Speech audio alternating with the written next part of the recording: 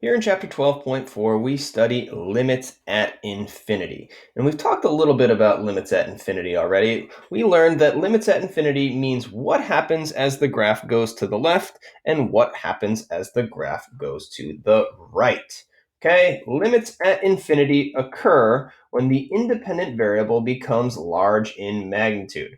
We are evaluating the limit as x approaches negative infinity or as x approaches positive infinity.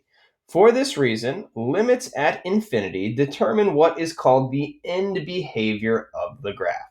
They tell us what does our graph do as the function goes to the left and what does the graph do as our function goes to the right. Let's look at a couple examples where we use graphs to evaluate limits at infinity. Here, we are asked, find the limit of f of x as x approaches negative infinity. This is saying, what happens to the y values of the function as the x values approach negative infinity? Well, as my x values go to the left, what do the y values do in this graph?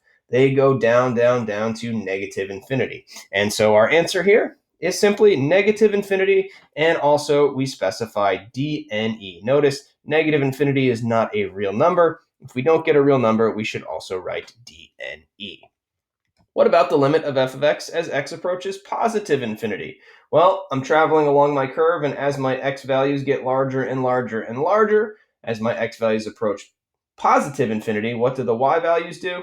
Well, the y values are also getting larger and larger and larger. The y values are approaching positive infinity, all right? And because positive infinity is not a real number, we also specify dne.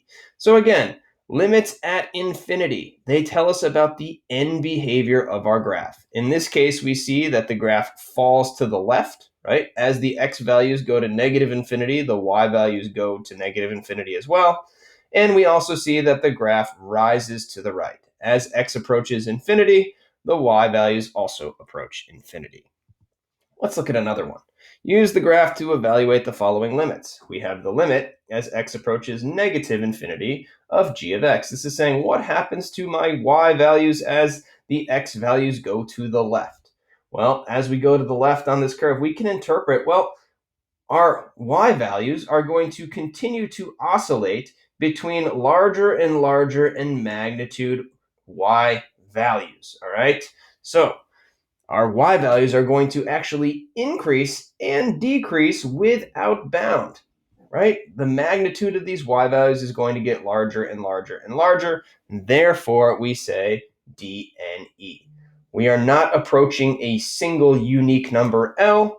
And whenever we do not approach a single unique number, as x approaches, in this case, negative infinity, we write dne. What about the limit as x approaches positive infinity of g of x? Again, this is saying what happens to the graph as it goes to the right. Well, my y values are going to increase and decrease without bound, right? I'm going to keep going up to greater and greater y values as well as smaller and smaller y values as well. Therefore, we are not approaching a single unique number and the limit does not exist. So the function increases and decreases without bound as x approaches positive and negative infinity. The y values do not approach a unique number, therefore the limit does not exist. Let's look at one more.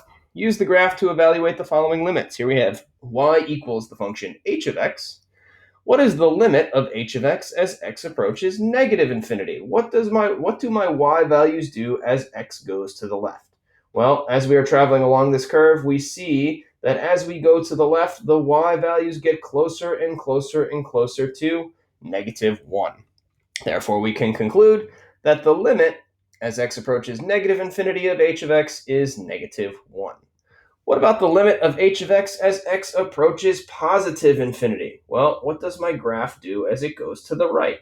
As I go to the right, the y values are getting closer and closer and closer to positive 1. Therefore, the limit of h of x as x approaches positive infinity is equal to 1.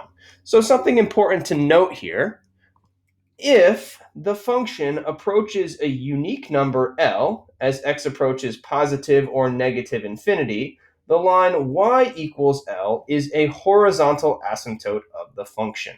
So this means whenever we evaluate a limit at positive or negative infinity, all right, and we get out a real number solution, the limit exists, that means y equals that number must be a horizontal asymptote.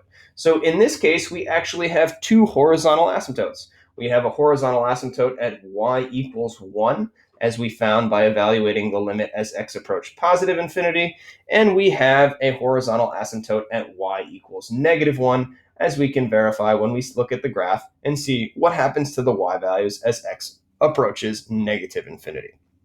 All right, so there are a few examples of evaluating limits at infinity with a graph. Important takeaway from this particular problem is that if you evaluate a limit at infinity and get out a real number, y equals that number must be a horizontal asymptote of the function.